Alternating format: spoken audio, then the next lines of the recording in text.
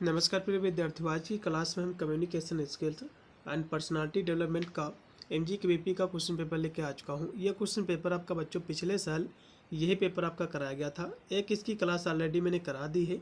ये हमारी जो है दूसरी क्लास है, इसको भी देख के जाना है। ये 2 क्लासों में टोटल आपके 100 आपके क्वेश्चन हो जाएंगे, इनको आपको देख के जाना है। वैसे तो ये पेपर जो बच्चों है ये 6 सेमेस्टर आपका पेपर जो है कराया जाता था सभी विश्वविद्यालय में।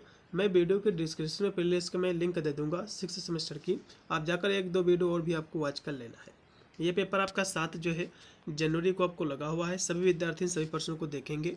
कुछ स्टूडेंट के एनालिटिक एबिलिटी जो कि पेपर देना है, कुछ में कम्युनिकेशन स्किल्स है, और कुछ विद्यार्थियों का जो कि वाराणसी के संत लगा हुआ पेपर, और ह्यूमन नॉलेज का यदि किसी का पेपर लगा हुआ है तो कमेंट कर दीजिए, मैं उसकी भी क्लास बहुत ही शीघ्र में करा दूंगा।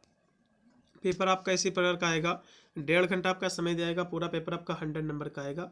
इसमें टोटल आपके 50 क्वेश्चन बच्चों पूछे जाएंगे। प्रत्येक प्रश्न आपका 2 नंबर का आपका आयोजित होगा। इसकी परीक्षा एमआरसी पर जो है कराई जाएगी। इसका पहला क्वेश्चन देखिएगा कि साक्षात्कार की तैयारी में अपनी जो है नौकरी की स्थिति पर शोध करना ये कौन सा कदम है, आपको बताना। देखो, नौकरी पर शोध करना ये बच्चों तीसरा आपका चरण होता है। ठीक है, कौन सा चरण होता है? तीसरा चरण होता है, क्योंकि पहला जो चरण होता है स्वयं का विश्लेषण करना रहता है कि हम नौकरी हमारा मन है करने का नहीं है। दूसरा चरण होता है कि कौशल की पहचान करना। फिर तीसरा होता है कि जो है नौकरी के लिए शोध करना। ठीक है, ये तीसरा कदम है इसमें का दूसरा ऑप्शन। अगला ऑप्शन भी आपका है 2 नंबर है कि एक नए जो स्नातक का बायोडाटा समानता कितने पृष्ठ मतलब कितने पेज का होता है। तो बायोडाटा मुख्यतः एक ही पेज का होता है, इसमें का लगाओ पहला। अगला क्वेश्चन भी आपका है 3 नंबर कि अपना बायोडाटा खत्म करने के बाद आपको क्या जो है करना चाहिए, आपको बताना है। तो आपको जो है त्रुटियों के लिए इसे जो है प्रूफिट करें, अन्य लोगों से इसे जो है प्रूफिट करवाने को भी कहें और अच्छी स्थिति में रखें। इसको लगाओ डी, इसमें का सभी होगा। फिर आपका है बायोडाटा का उद्देश्य क्या, आपको बताना है। बायोडाटा का उद्देश्य क्या है, तो कहोगे कौशल अनुभव उपलब्धियों के लिए स्वविज्ञापन होता है, इसमें का तीसरा। फिर आपका है 5 नंबर क्वेश्चन है कि लिंक्डइन पर खुद को पेशेवर रूप से ब्रांड करने का एक तरीका है। तो कहोगे अपना प्रोफाइल 100% आपको पहले पूरा करना है, इसमें का पहला होगा। 5 नंबर क्वेश्चन का पहला लगाओ। फिर आपका है 6 नंबर क्वेश्चन कि लिंक्डइन पर अपनी दृश्यता बढ़ाने की एक अच्छी रणनीति कौन सी है। तो अच्छी जो रणनीति है अपनी प्रोफाइल में जो है SEO कीवर्ड का प्रयोग करना, इसमें का तीसरा। फिर आपका है 7 नंबर क्वेश्चन कि निम्नलिखित में से शारीरिक भाषा का वर्णन करने के लिए प्रयुक्त तकनीकी शब्द को आपको पहचानना है। ठीक है, तो इसमें का कौन सा शब्द है, इसमें कह रहा कि शारीरिक जो है भाषा, शारीरिक हाव जिसको हम बॉडी लैंग्वेज कहते हैं इंग्लिश में। तो बॉडी लैंग्वेज के लिए हम काइनेसिक्स जो है शब्द प्रयोग करते हैं, क्योंकि काइनेसिक्स का मतलब ही होता है जिसको हम अशाब्दिक संचार भी कहते हैं। अशाब्दिक संचार जो बिना शब्दों के, जैसे कि शारीरिक हाव भाव, हाथों के से इशारा करना, जो है फेस एक्सप्रेशन, शारीरिक भाव, शरीर की गति, इसके माध्यम से जो व्यक्त किया जाता है इसी को हम कहते हैं काइनेसिक्स। तो इसमें का बच्चों राइट आपका होगा तीसरा ऑप्शन। और मैं आपको बता दूं जो कि पहला इसमें जो दिया हुआ है कि प्रोक्सीमिक्स ये किससे संबंधित है, तो ये जो है व्यक्तिगत स्थान मतलब प्लेस से संबंधित है। ठीक है, जैसे कि पड़ोस का अध्ययन हो सकता है। उसके बाद जो आपका दिया हुआ है कि कालानुक्रम जिसको हम क्रोनोमिक्स कहते हैं, ये संचार के समय, ये संचार के समय जो है टाइम को इंडिकेट करता है कि जो आप कम्युनिकेशन कर रहे हैं, जो संचार कर रहा है उसमें कितना समय लग रहा है, तो जो कि उसको टाइम को जो है इंडिकेट करता है, ये टाइम से संबंधित उसी में कम्युनिकेशन के। और लास्ट में हम कहे हैप्टिक्स के, तो हैप्टिक्स का मतलब होता है स्पर्श संचार। स्पर्श मतलब होता है जिसको हम छूकर जो संचार किया जाता है, इसको स्पर्श हम मतलब संचार में स्पर्श का उपयोग करना या फिर स्पर्श का उपयोग या फिर उसका अध्ययन करना, ऐसे आप कह सकते हैं। तो इसमें से कोई भी पूछ सकता है। ठीक है, अगला देखो जो कि 8 नंबर क्वेश्चन है कि शारीरिक भाषा, हाव भाव, मुद्राएं, चेहरे के भाव, शरीर की गतियों का जो अध्ययन होता है काइनेसिक्स कहलाता है। अभी मैंने आपको बताया था ये काइनेसिक्स कहलाता है। ठीक है, और प्रोक्सीमिक्स जो है ये जो है जो कि कह सकते हो ये किसको इंडिकेट करता है, प्लेस को, मतलब जो है जो कम्युनिकेशन हो रहा है किस स्थान पर हो रहा है उसको इंडिकेट करता है। और जो कालक्रम है जिसको हम काइनेसिक्स कहते हैं, ये जो संचार हो रहा कितने समय के लिए संचार हो रही है, कम्युनिकेशन हो रही है, बातचीत हो रही है, तो ये टाइम को इंडिकेट करता है। किसको भैया? ये टाइम को इंडिकेट करता है। और जो हेप्टिक्स दिया हुआ है, हेप्टिक्स का मतलब होता है कि संचार में स्पर्श के उपयोग का अध्ययन, मतलब स्पर्श के उपयोग करना संचार में। इसमें का जो राइट होगा आपका डी ऑप्शन, क्योंकि यहाँ से शारीरिक हाव की बात कर रहा है तो इसलिए काइनेसिक्स होगा। फिर आपका है 9 नंबर क्वेश्चन है, किसी जो है चर्चा समूह में पोस्ट करने से पहले आपको या जो है करना चाहिए, तो आपको क्या करना चाहिए? तो आपको जो अक्सर पूछे जाने वाले जो प्रश्न हैं उसका दस्तावेज आपको ढूंढना है, और अक्सर पूछे जाने प्रश्न जो है पढ़े, आपको पढ़ना भी है, सभी करना आप इसमें लगाओ, अब डी ज़्यादा बेटर रहेगा। फिर आपका है 10 नंबर क्वेश्चन है कि निम्नलिखित में से कौन जो है संचार को अप्रभावी बनाता है? क्वेश्चन समझो, प्रभावी नहीं बल्कि अप्रभावी बनाता है। तो अस्पष्टता यह संचार को अप्रभावी बनाता है, इसमें का पहला। अगला ऑप्शन भी आपका है 11 नंबर आपके स्क्रीन पे आ चुका है कि संचार की कौन सी शैली नहीं है, आपको बताना। बच्चों संचार की 3 आपकी शैलियाँ होती हैं, ठीक है। कौन कौन सी? एक आपकी होती है एसर्टिव होती है, एग्रेसिव होती है, पैसिव होती है। पैसिव और एग्रेसिव होती है, मतलब ये 4 प्रकार की मुख्यता होती हैं, जिसमें से एसर्टिव भी है, एग्रेसिव भी है, पैसिव एग्रेसिव भी है, लेकिन एक्टिव इसकी कोई भी जो है कह सकते हो शैली नहीं है संचार की, कम्युनिकेशन की, इसलिए इसमें का डी। अगला ऑप्शन देखो जो कि 12 नंबर है कि संचार की सबसे प्रभावी और स्वास्थ्यप्रद शैली कौन सी है, आपको बताना है। तो कहोगे मुखर शैली है, जिसको मेसेटिव हम कम्युनिकेशन कहते हैं। इसमें का बच्चों पहला, क्योंकि इसमें क्या है, इसमें जो है कह सकते हो कि इसमें व्यक्ति अपनी जो आवश्यकताएं हैं, जो उसके विचार, जो भावनाएं हैं, उसको सीधे ईमानदारी सम्मानजनक तरीके से ये व्यक्त करता है इसमें का पहला। अगला ऑप्शन भी आपका है 13 नंबर कि किसमें जो है व्यवहार आमतौर पर ईमानदार, प्रत्यक्ष, अभिव्यंजक, सहज और जो है आत्मवर्धक होती है। अभी मैंने आपको बताया था किसमें होती है, तो कहोगे मुखर संचार में, इसमें का पहला। 13 नंबर क्वेश्चन का भी पहला राइट है। फिर आपका है 14 नंबर क्वेश्चन कि सुनने का हमारे संचार पर कितना प्रभाव पड़ता है, तो 40 से 70%, इसमें का डी।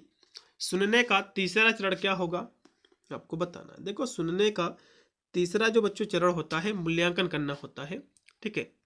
इसमें का दूसरा ऑप्शन राइट होगा, क्योंकि सुनने में टोटल बच्चों 5 आपके चरण होते हैं सुनने में। पहला चरण होता है ग्रहण करना, ग्रहण मतलब होता है जो जानकारी होती है उसको आपको सुनना है, ग्रहण करना है, ठीक है। पहला इसका बच्चों चरण होता है ग्रहण करना। दूसरा इसका चरण होता है समझना उस जानकारी को। तीसरा होता है उसका मूल्यांकन करना। तीसरा चरण क्या होता है, मूल्यांकन करना होता है। चौथा आपका जो चरण होता है याद रखना होता है, याद रखना। और पांचवा आपका होता है फीडबैक देना, मतलब जो है प्रतिक्रिया, जिसको हम कह सकते हैं प्रतिक्रिया देना, ठीक है। तो इसके 5 चरण होते हैं। इसमें करा कि तीसरा चरण क्या भैया, तो तीसरा चरण इसका मूल्यांकन करना होता है, इसमें का दूसरा। अगला देखो, इसमें से कोई भी चरण पूछ सकता है बच्चों। अगला देखिएगा जो कि आपका 16 नंबर है कि इनमें से कौन सा सुनने की प्रक्रिया का पहला चरण आपको बताना। अभी मैंने आपको बताया था कि सुनने की प्रक्रिया में जो पहला चरण होता है वो होता है प्राप्त करना, जानकारी को प्राप्त करना होता है। इसमें का जो राइट होगा आपका वो इसमें रहेगा दूसरा। अगला फिर आपका 17 नंबर आपका क्वेश्चन है कि प्रश्न उत्तर तकनीक सुधार में मदद कर सकती है, तो कहोगे बोलने का कौशल, स्पीकिंग स्किल, इसमें का पहला।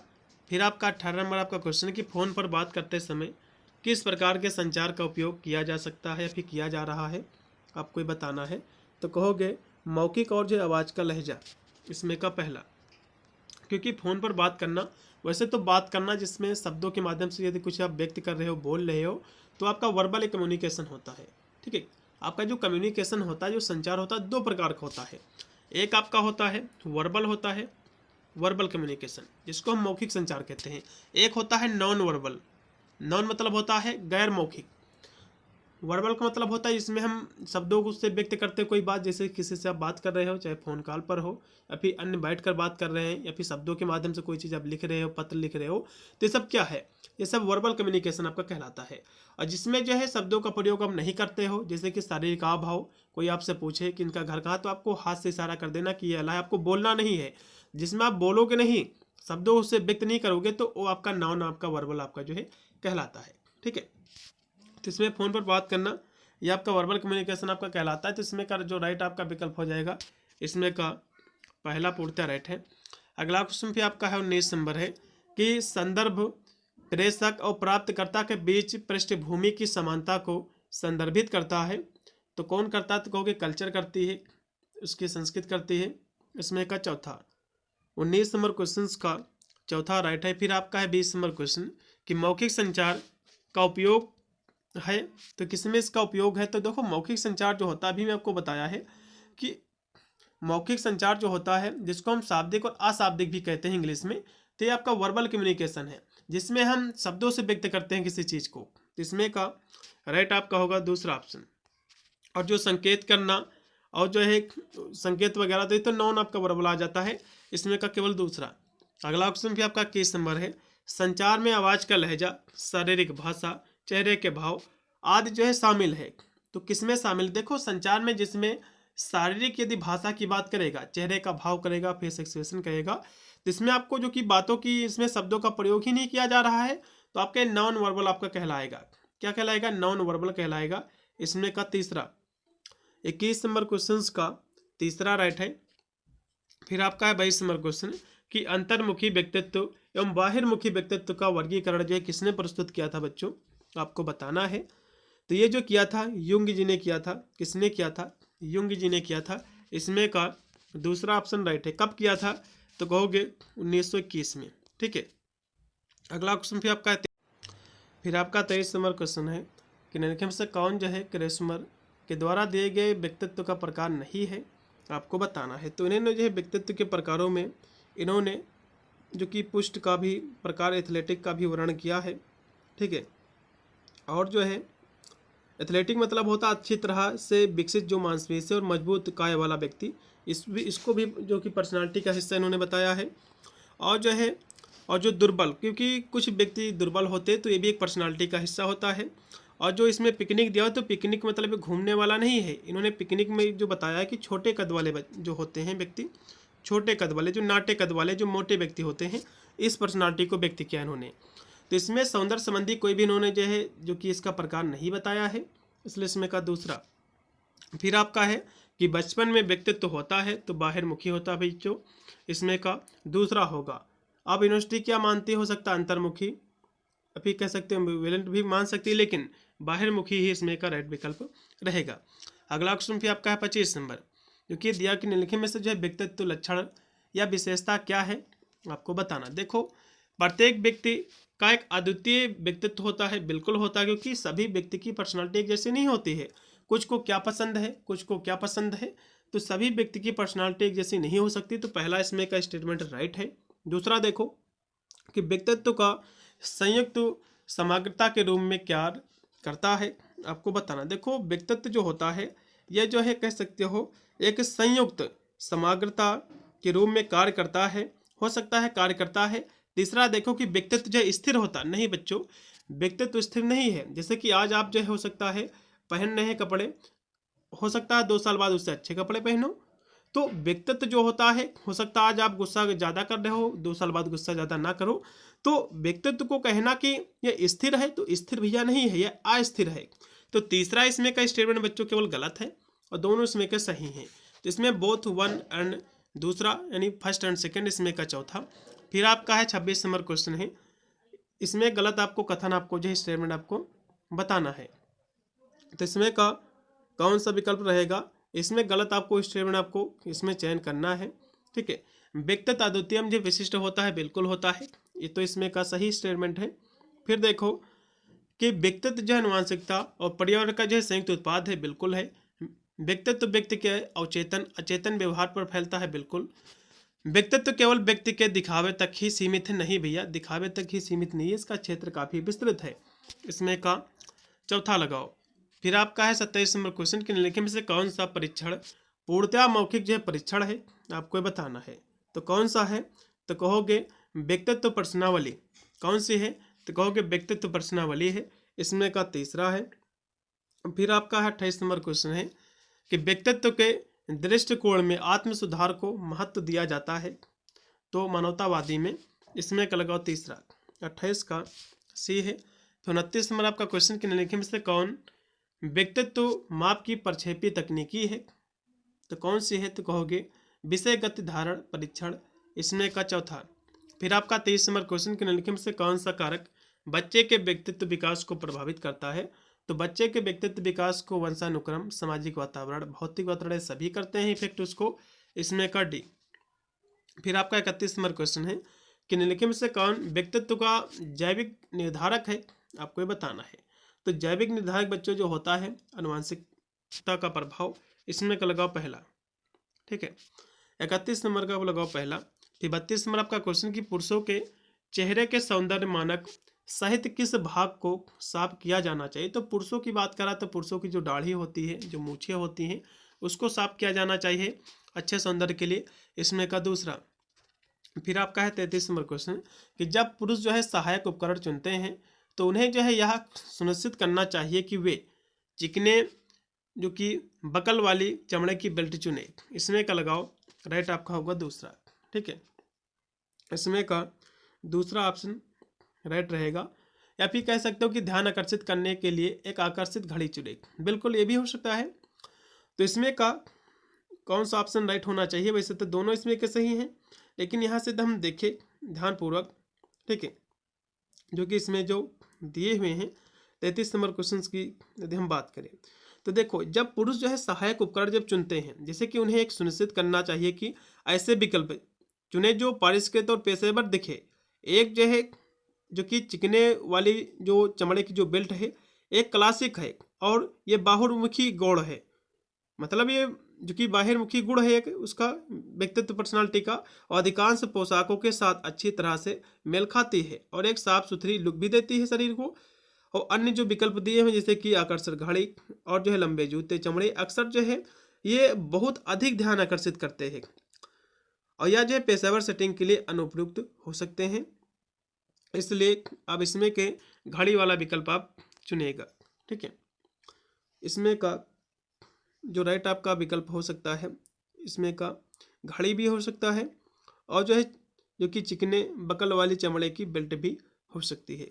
ठीक है, यहाँ से सहायक की बात कर रहा ना, सहायक उपकरण, क्योंकि जो कि पैंट को यदि रोकने के लिए हम सहायक उपकरण की यदि हम बात करें तो इसमें बेल्ट ज़्यादा अच्छी जो कि विकल्पों में रेट रहेगा, तो इसमें का आप लगाओ दूसरा ही रेट रहेगा। एक बार इसको क्वेश्चन को देख लीजिएगा, किसी की बुक सीरीज में दे है तो इसको एक बार कंफर्म कर लीजिए, लेकिन मेरे हिसाब से सहायक उपकरण की बात करा तो इसमें बेल्ट ज़्यादा बेटर रहेगी। अगला देखो कि महिलाओं के पास ऐसे जो जूते होने चाहिए जो हील 2 इंच के ऊपर रखे, इसमें कब लगाओ जो कि हील वाले ही पहनते हैं अधिकतर, इसमें का दूसरा में भी रेट होना चाहिए। ठीक है, चल अगला देखो जो कि ये जो है पर्सनल ग्रूमिंग को दर्शाते हैं। अगला देखो कि स्वच्छता शब्द हजिया से बना हुआ है जिसका अर्थ होता है यूनान देवी का ये नाम है, इसमें का पहला। अगला क्वेश्चन भी आपका किनमें से कौन किसी भी संगठन के लिए महत्वपूर्ण है? तो संगठन के लिए ग्रुप चर्चा महत्वपूर्ण होती है, इसमें का दूसरा।